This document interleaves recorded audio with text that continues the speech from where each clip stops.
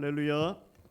아멘입니다. 우리 평화인사 같이 한번 더 나누시죠. 사랑합니다. 축복합니다. 한 번 더 인사 나누십시다. 고맙습니다. 미안합니다. 이 사회 캠페인처럼 보여도 그렇게 좀 했으면 좋겠다 말씀을 드립니다. 지난주가 여러분 저희가 부활주일로 드렸습니다. 예수 그리스도의 부활, 사망의 모든 권세를 이기시고 주님께서 부활하셨다는 거죠. 기독교는 절기 시간표가 있습니다. 이 절기에 한 해의 절기 시간표에 제일 먼저가 바로 대림절부터 시작을 해요. 대림절은 예수 그리스도의 탄생을 기다리는 절기이죠. 대림절이 지나면 이제 성탄절 1주, 2주, 3주 해서 그다음에 주현절, 예수님께서 세례 요한에게 세례를 받으시고 공생의 사역을 하신 것을 기념하는 절기가 주현절이에요. 주현절을 지나면 이제 사순절, 예수 그리스도의 십자가의 고난에 참여하는 절기죠. 그리고 부활절, 지난주 부활절이고 오늘 둘째 주, 셋째 주, 넷째 주 이렇게 몇 주간이 흘러가요. 그러면 다음에 뭐가 오겠어요? 복음서 기록에 따라서 탄생, 죽음, 부활, 성령 강림이 이제 오게 되어져요. 그래서 6월 달부터 성령 강림 기간이 이제 몇 달간 쭉 됩니다. 성령께서 오신 그 절기, 그리고 마지막 그 절기가 창조절이에요.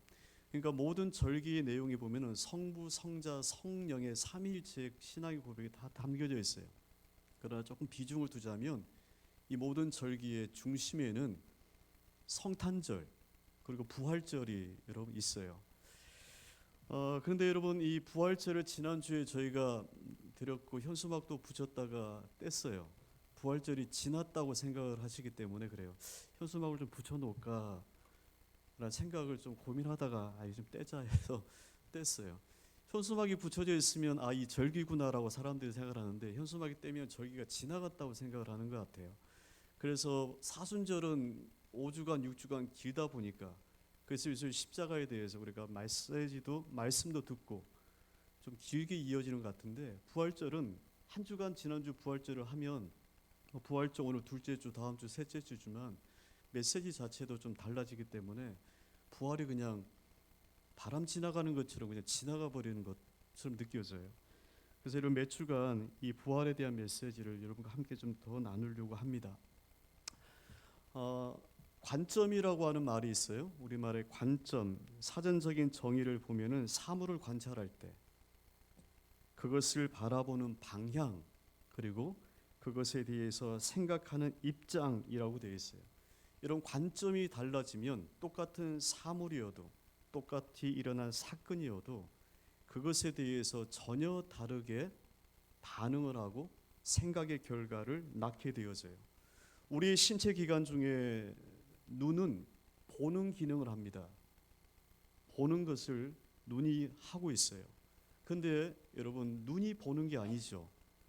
사실은 눈이 본다고 생각하지만 보는 것은 우리의 마음이 그 보는 것을 판단하여 해석을 하게 됩니다.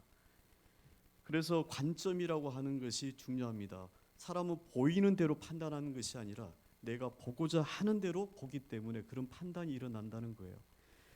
성경에서 이런 예를 우리가 잘 볼 수 있는 예가 요한복음 9장에 보면은 소경 거지에 대한 하나의 치유 사건이 일어났어요. 예수님과 제자들이 길을 가고 있는 중에 한 맹인을 소경을 보게 된 거죠. 그러면서 제자들이 예수님께 묻습니다. 주님, 저 사람이 소경이 된 것이 누구의 죄 때문입니까? 저 사람의 죄입니까? 아니면 그의 부모의 죄입니까? 라고 물어요. 이것은 유대 사회가 가지고 있는 관점을 이야기해요. 유대인들은 질병은 더더구나 중풍이나 또한 안진병이나 지금의 의학으로도 고칠 수 없는 그런 큰 질병은 하나님이 내리시는 그 죄에 대한 천형이라고 여겼어요. 그 죄에 대한 마땅한 하나님의 심판으로 여긴 것이었어요. 그러니 그 관점을 그대로 물은 거죠. 도대체 누구 죄 때문입니까? 저 사람이 죄를 범했나요? 아니면 부모의 죄가 저 사람에게 저런 심판이 되었나요? 라고 물은 거예요.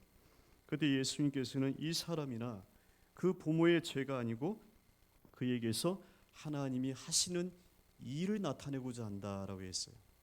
여러분, 제자들은 질병의 관점에서, 죄의 관점에서 그 사람을 정죄하고 판단했어요.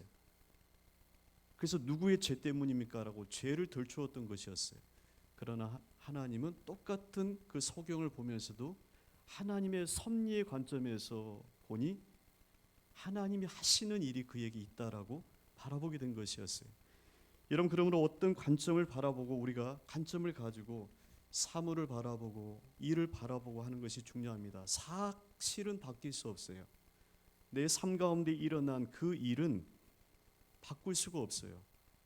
혹 타임머신이 있어서 되돌아갈 수 있으면 몰라도 일어난 일 그 자체를 부인하거나 없다라고 할 수는 없어요.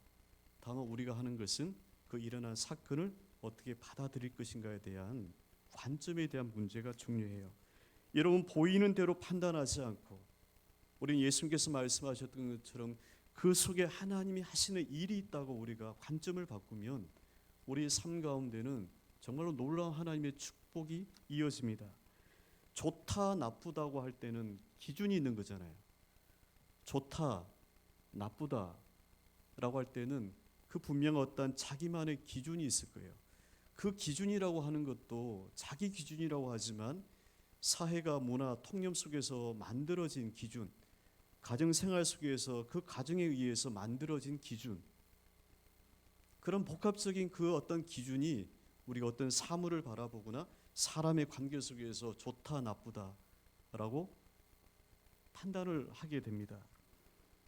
여러분, 세상의 관점으로 보면은 좋은 일이 하나님의 관점으로 보면은 결코 좋지 아니한 일이 될 수가 있어요.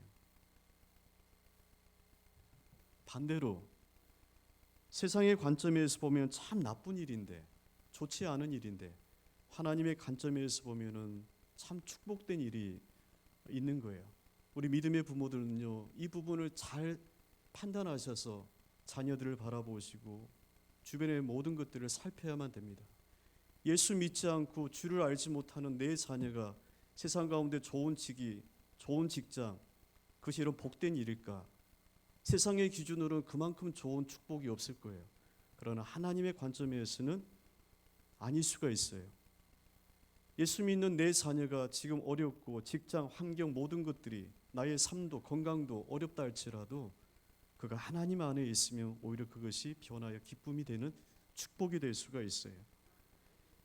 신앙생활이라고 하는 것은 나보기 좋으라고 하는 게 아닙니다. 나보기 좋으라고 하는 열심, 헌신이 아니라는 거예요. 그래서 많은 성도들이 열심을 내다가 시험에 드는 이유가 그 신앙의 기준이 나이기 때문에 결국은 나보기 좋으라고 했던 열심인 거죠. 우리 신앙생활의 기준은 내가 보기 좋으라고 하는 것이 아니고 하나님이 보시기에 좋은 것이어야 돼요. 하나님이 우리의 신앙의 기준인 거죠. 이 하나님은, 성경이 표현하는 하나님은 죽은 자를 다시 살리시는 이런 부활의 하나님이세요. 여러분, 기독 신앙의 핵심은 예수 그리스도입니다. 이 예수 그리스도에 더해서 성경은 두 가지 사건을 이야기합니다. 하나는 주님께서 십자가에 죽으셨다는 거예요. 그 죽으심은 오늘 저와 여러분의 죄를 위해서 대신 죽으셨다는 거예요. 또 하나는 그 죽으셨던 예수님을 하나님이 죽은 자 가운데서 다시금 살리셨다는 거예요. 여러분, 기독교는 십자가의 슬픔과 고난과 괴로움을 묵상하지만 여기에 머물러 있지 않습니다. 기독교의 신앙은 괴로움의 종교, 고난의 종교가 아니에요. 기독교의 종교는 부활이 주는 생명과 기쁨의 종교예요. 우리의 신앙은 십자가에 머물러 있으면 안 돼요. 고난주간 사순절에는 예수 그리스도의 십자가와 죄에 대해서 우리가 그 기간 동안이만이라도 세상에 즐겨하는 모든 것들을 좀 끊고 참여하자라는 의미이지, 우리의 모든 신앙생활의 십자가와 예수 그리스도의 고난에만 참여하는 것이 아니라는 거예요. 우리의 신앙은 십자가를 지나서 부활로 나아가요. 그 부활의 생명, 부활의 그 기쁨이 우리로 충만하게 역사를 하는 거죠. 그래서 부활로 살아가는 성도들의 삶은 한마디로 즐거움이에요. 기쁨이에요. 어느 분이 지방에 이제 출장을 가시게 됐는데 믿으시는 분인데 어쩔 수 없이 본 교회를 지켜야 되지만 어쩔 수 없이 주일날을 범할 수밖에 없게 되었어요. 주일날 교회를 가야 되는데 어느 교회를 가야 될지 몰랐어요. 택시를 탔어요.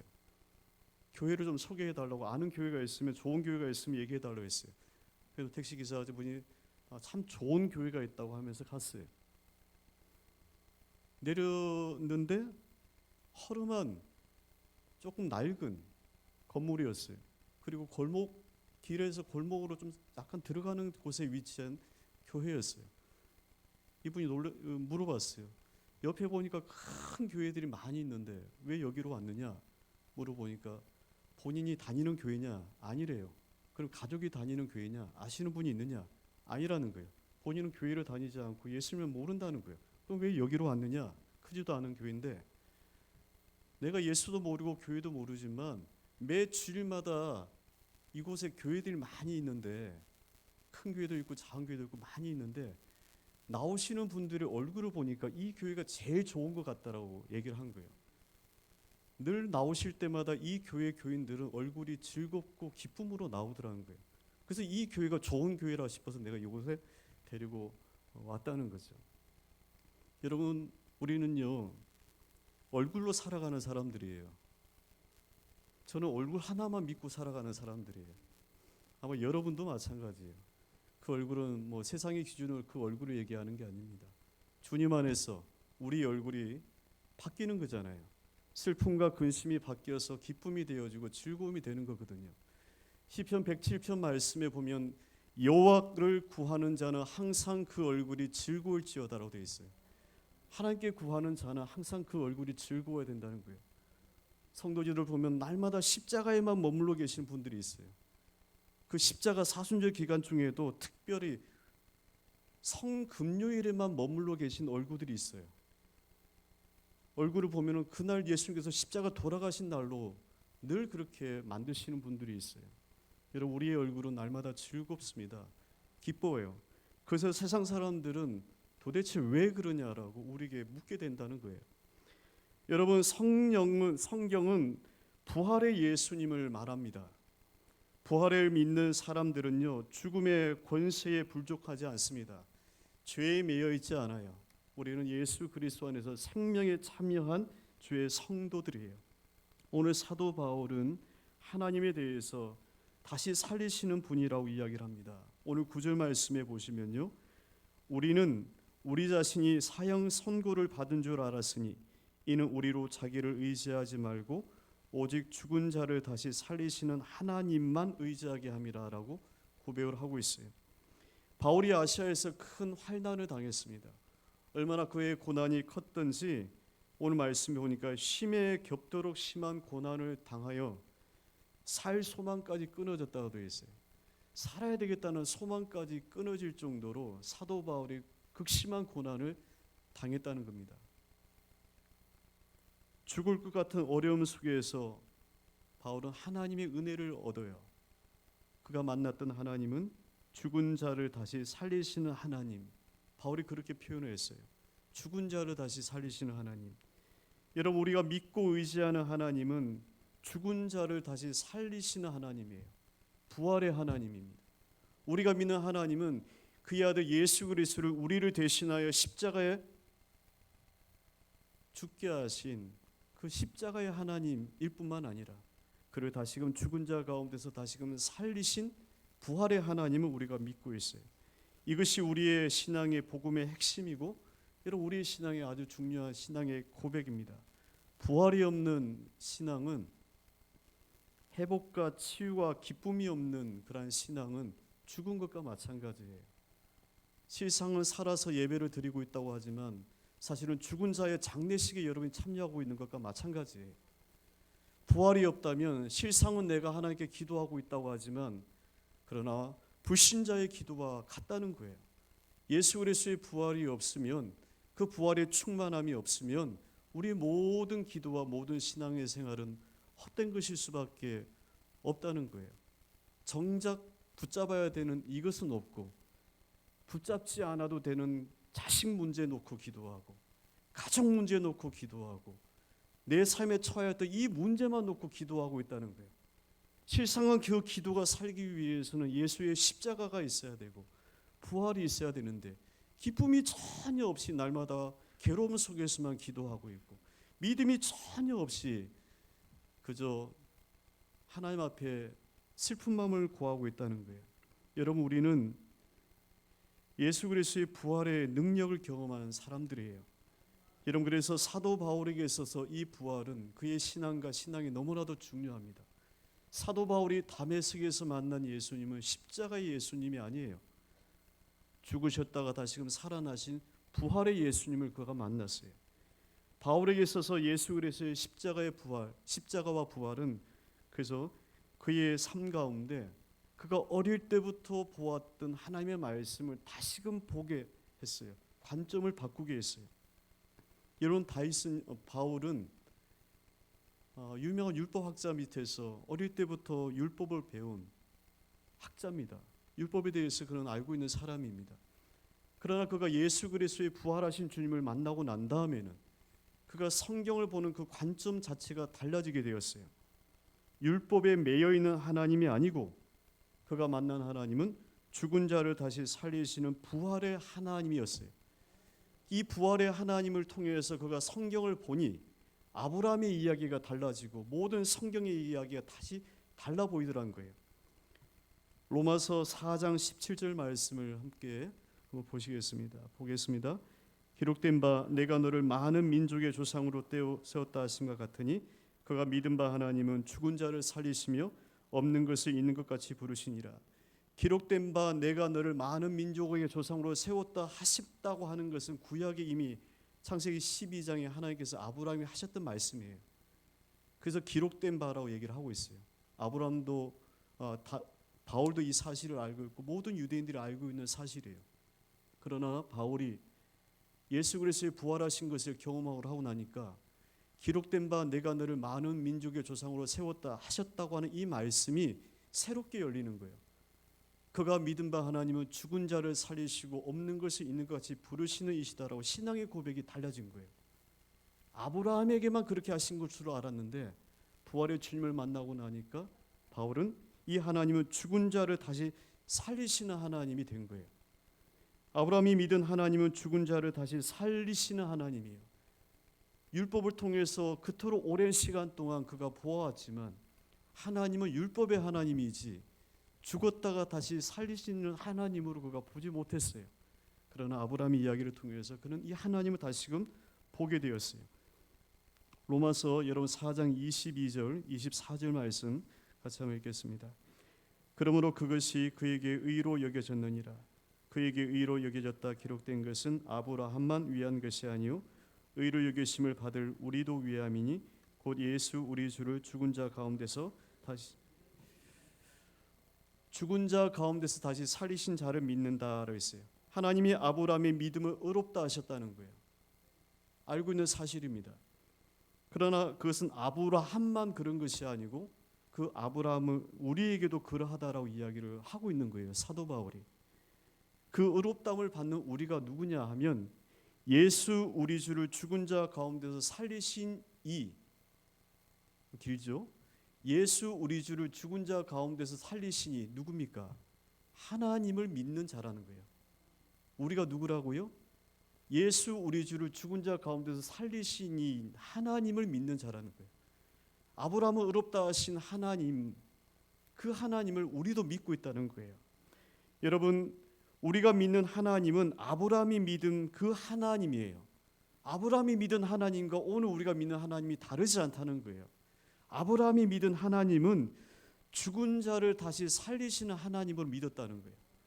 그리고 우리가 믿는 하나님도 예수 우리 주를 죽은 자 가운데서 다시금 살리시는 그분을 믿는다는 거예요.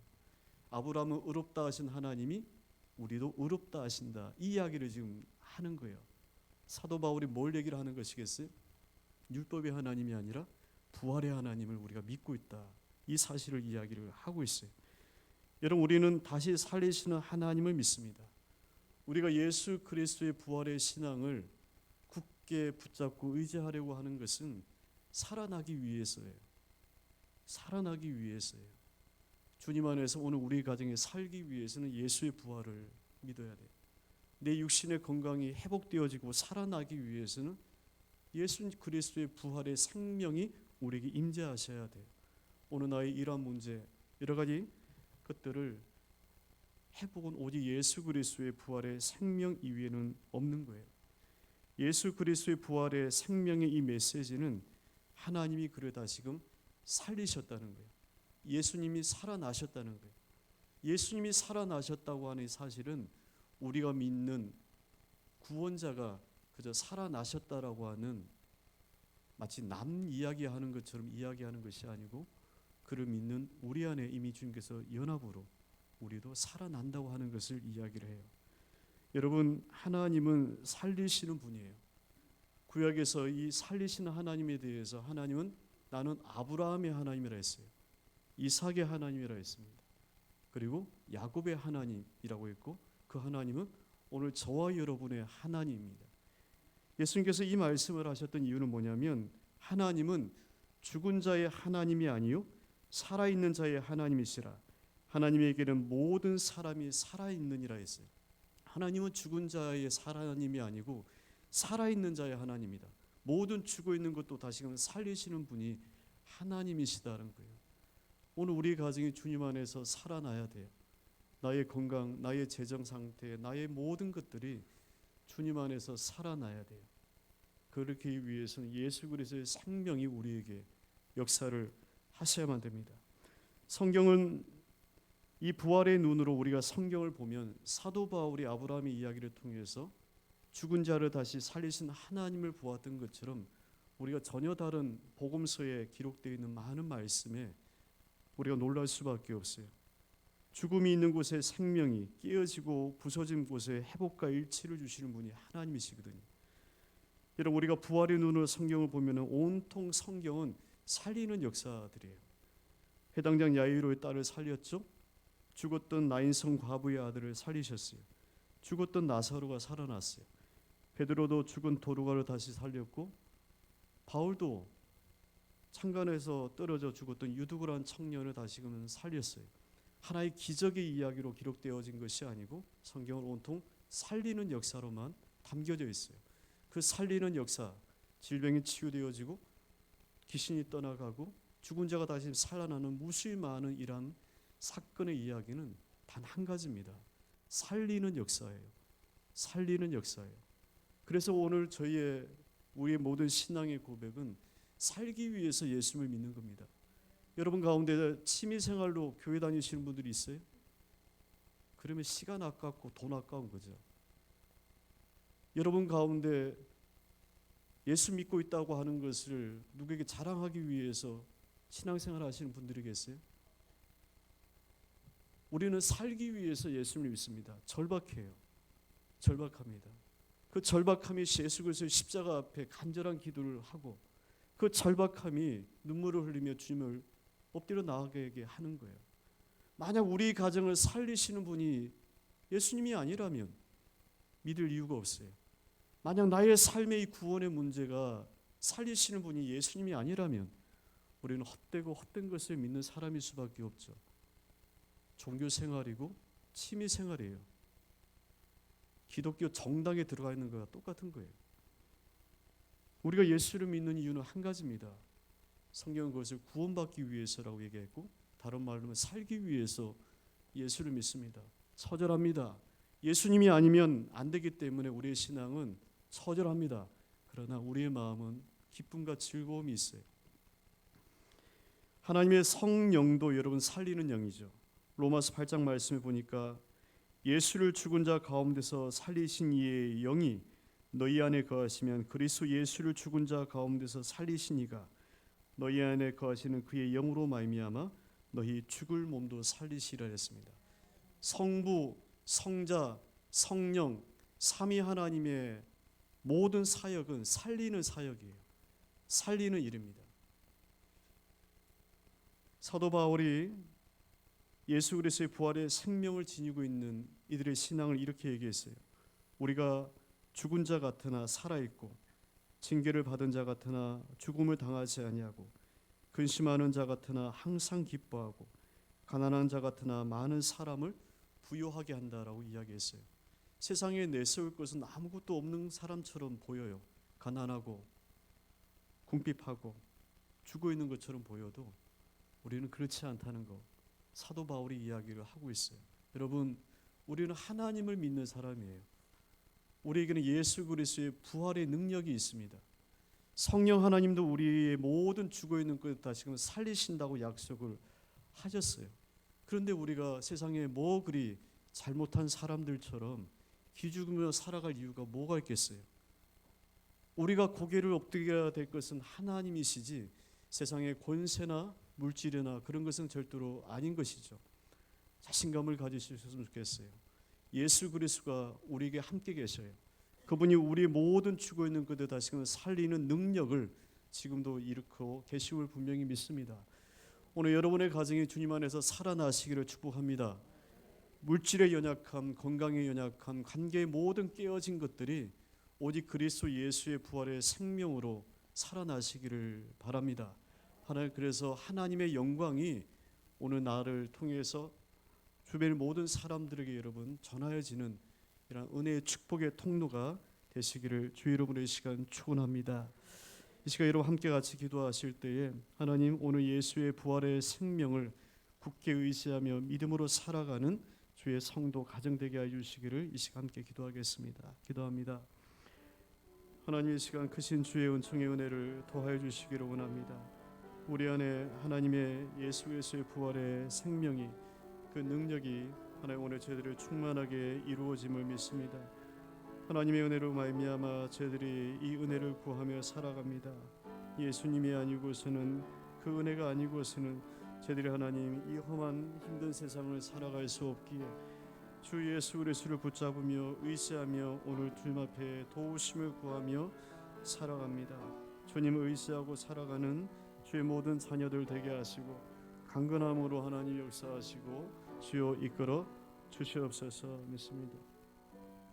하나님 저희들이 아직 어리석어서 저희들의 가정과 저희들의 삶과 이 모든 것들을 회복시킬 것이 세상에 있음을 기웃거리며 혹 살아가고 있지는 않은지를 봅니다. 우리 가정을 살리고 우리를 살리시는 분이 오직 예수 그리스도 그 부활의 생명이 있음을 분명히 믿사오니 우리 안에 계신 주님을 멀리하고 우리 밖에서 하나님 이 문제를 해결하기 위해서 인생을 허비하지 않도록 주님 도와주시고 주님께 엎드려 나아오는 주의 모든 자녀들 되게 하여 주옵소서. 좀 더 일찍 주님께로 돌아와야 되는 이들이 있습니다. 그 어려움과 괴로움을 겪고 하나님 앞에 서야 되는 또한 이들이 있습니다. 깨닫게 하셔서 주님 앞에 그 모든 발걸음이 이어지도록 주님 축복하여 주시옵소서. 오늘 부활의 생명으로 이 땅을 살아가기를 원합니다. 힘들고 괴롭고 아픈 마음에 여러 가지 일들이 있지만 그러나 우리 안에 살리시는 주의 능력이 생명이 함께 하심을 분명히 믿사오니 그 믿음으로 오늘 우리가 또한 세상을 담대히 살아가기를 소망합니다. 주님 저희들의 연약함을 붙잡아 주시고 함께하여 주시옵소서. 모든 말씀 예수 그리스도 이름으로 기도합니다. 아멘. 함께 이 시간